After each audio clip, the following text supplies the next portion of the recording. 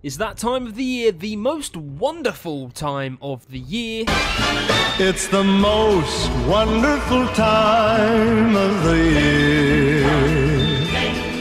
It's time to talk Game of the Year 2018, and luckily for me, my Game of the Year 2018 is the same as the official, or as near as official Game of the Year 2018. Yes, it is God of War on the PlayStation 4. No matter the darkness, nothing will stand in our way.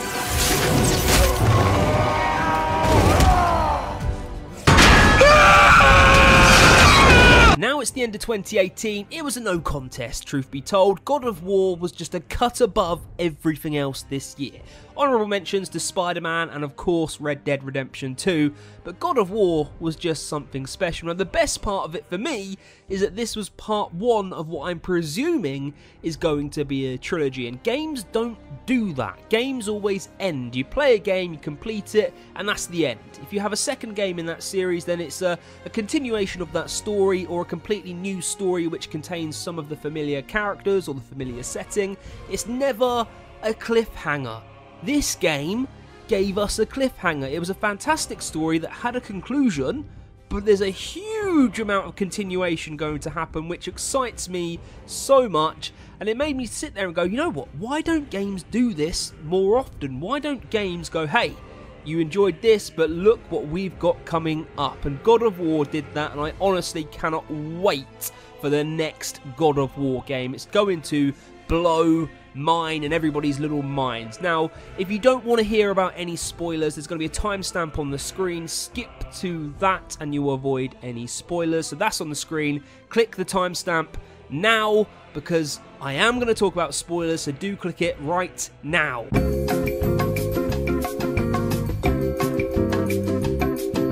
Right then, so everybody who doesn't want to hear spoilers has gone. Now the big thing is, I said it was part one, and the part that excites me about God of War is that Atreus is Loki. Now they talk about Ragnarok quite a lot in the first game. Now Ragnarok is the death of all the Norse gods, and Loki is responsible for those deaths. So Atreus is somehow going to kill all the major gods. So that obviously means Thor and Odin and all the others that I don't know who they are because I haven't looked into it in that much detail, unfortunately.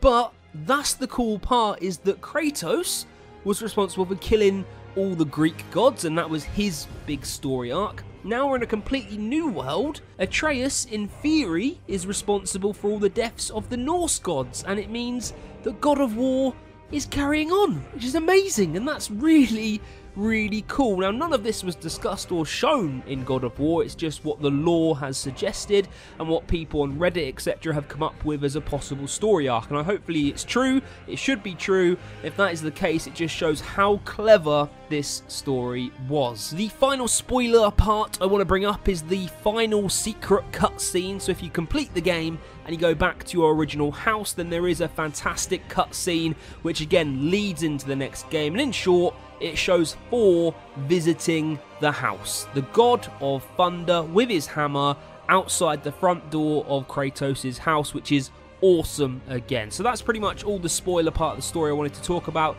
So yeah, we're gonna welcome back the other guys. Welcome back to the people that wanted to stay spoiler free. I will not be mentioning the story anymore, just gonna say it's great, and we'll leave it there. Now, the controls of the game are something else that do please me.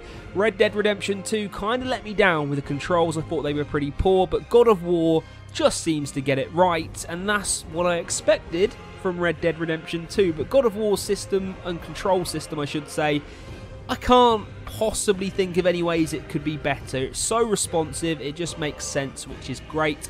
The graphics fully utilise the power of the PlayStation 4 and of course the PlayStation 4 Pro. It looks stunning from start to finish. Again, there's nothing more I need to say about graphics, and that's it really. The only slight negative I've got about God of War is the lack of variety in enemies. I did feel like I was just killing the same thing over and over and over again. I think There may be 8 different general enemies in the whole game, something like that. There really aren't that many, and not very many varieties of that type of enemy either.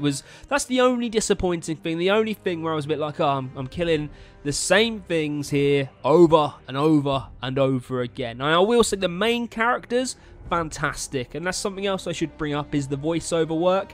Amazing. Like, it was really, really good, and that obviously aided the story as well. I mean, the voice acting from pretty much everybody was great, and it really engrossed me into the game and the story, and that's obviously an important factor. The other point I will make is the actual design of the game. There's several hubs, so the hubs are sort of the heart of the game, and then you go out to different areas via these hubs, and again, it worked really, really well, but it does make me think how complex it was. It's going to make it quite difficult to make the next God of War game in any reasonable time scale. I mean, I would be surprised if we saw the next God of War within the next 3 years, to be honest with you. I would think we're waiting 4 years for the next God of War game, which is that's frustrating, but it's such a detailed and massive game. I can't see how they would be able to knock it out in 1 to 2 years. It's not that sort of game. It's the same as The Last of Us and Naughty Dog. Like, The Last of Us and The Last of Us 2 is going to be that same sort of time span. They need time. It's an amazing game. I wouldn't want them to rush it out. I would want it to be as amazing as it should be. So I would think 3 to 4 years until we see the next God of War game, unfortunately. But there it is. That's my quick breakdown of Game of the Year 2018, or I should say my Game of the Year 2018. Let me know in the comment section below what your Game of the Year 2018 is. Is it God of War? Do you agree with me, or are you going to start a fight? Let me know in the comment section below. Thank you all for watching. Thank you for subscribing. Thank you for liking. You know the drill by now. I am WATERFIELDS1, and I'll catch you in the next video. See you later.